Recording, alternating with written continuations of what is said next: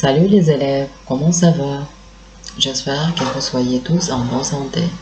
Aujourd'hui, on va parler des nombres décimaux. En commençant par le chapitre 24, reconnaître un nombre décimal.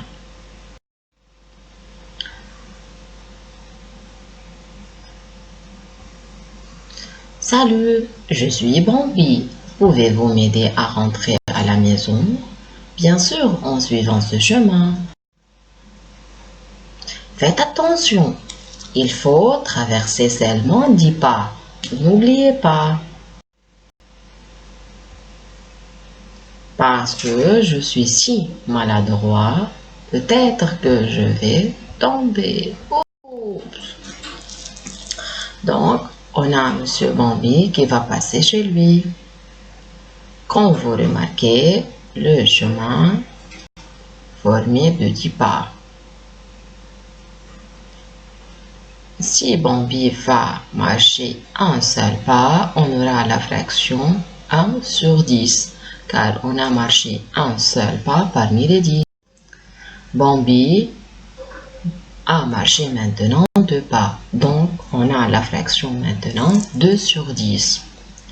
Bambi a continué son chemin pour avoir 3 sur 10, puis 4 sur 10, puis 5 sur 10. Après 5 sur 10, il faut écrire quelle fraction? Bien sûr, c'est 6 sur 10, car Bambi a marché 6 pas parmi les 10. Après 6 sur 10, on a la fraction 7 sur 10. Ensuite, c'est 8 sur 10, 9 sur 10. Et finalement, on a 10 sur 10. Remarquez que toutes les fractions ayant dans le dénominateur le nombre 10. Donc, ces fractions sont dites fractions décimales. Une fraction décimale est une fraction ayant dans le dénominateur 10 ou bien un multiple de 10. Maintenant, comment peut-on lire des fractions décimales? Pour lire une fraction décimale, je lis tout d'abord son numérateur, puis son dénominateur en lui ajoutant à la fin le terme ième. On va commencer par la fraction 1 sur 10. 1 sur 10. Je lis le numérateur, donc c'est 1. Le dénominateur, c'est 10. Il faut ajouter le terme ième. On obtient 10 ième.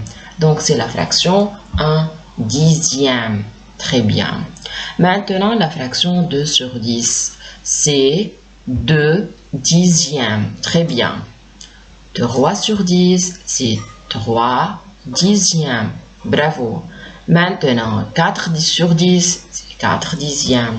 Comment vous pouvez dire 5 sur 10? Très bien, c'est 5 dixièmes. On va continuer. C'est 6 dixièmes. 7 sur 10, c'est 7 dixièmes. 8 dixièmes. 9 dixièmes. 10 sur 10, c'est 10 dixièmes. Remarquez que 10 sur 10 est égal à 1, car c'est la fraction unitaire, où on a le même nombre dans le numérateur et dans le dénominateur. Donc, maintenant, on va écrire les nombres décimaux correspondants. Qu'est-ce qu'un nombre décimal? Un nombre décimal, c'est un nombre qui contient une virgule et c'est l'expression d'une fraction décimale sous forme d'un nombre. Maintenant, on va passer vers la première fraction décimale, un dixième. Un dixième, comme on a dans le numérateur le chiffre 1, donc il faut avoir seulement le chiffre 1 après la virgule. Donc, est égal à 0,1. Très bien. 2 dixièmes est égal à 0,2. 3 dixièmes, c'est 0,3. 4 dixièmes, très bien, c'est 0,4. Maintenant, 5 dixièmes est égal à combien? Bravo, c'est 0,5. 6 dixièmes est égal à 0,6. Comme vous remarquez, je commence par 0, et après la virgule, j'écris seulement le chiffre qui était dans le numérateur. 7 dixièmes, c'est 0,7. 8 dixièmes, c'est 0,8. 9 dixièmes, c'est 0,9. Et n'oubliez pas que 10 sur 10, où on a le même nombre dans le numérateur et dans le dénominateur, est égal à 1. N'oubliez pas. Maintenant, ces nombres qui sont en rouge sont dits des nombres décimaux. N'oubliez pas, un nombre décimal est un nombre qui contient un virgule. Et c'est l'expression d'une fraction décimale sous forme d'un nombre. On va passer maintenant vers un petit rappel. Un dixième, on a dit il faut écrire tout d'abord 1 dans le numérateur et 10 dans le dénominateur. Donc, c'est la fraction 1 sur 10 est égal à combien comme un nombre décimal? Est égal à 0,1. Maintenant, 2 dixièmes est égal à 2 sur 10. Très bien. Est égal à combien? 0,2. Maintenant, 3 dixièmes est égal à combien? Réfléchissez un peu. Bien sûr, c'est 10 dans le dénominateur. Et dans le numérateur, c'est quoi? Bravo, c'est 3. Est égal à combien comme un nombre décimal? Est égal à 0,3. Très bien.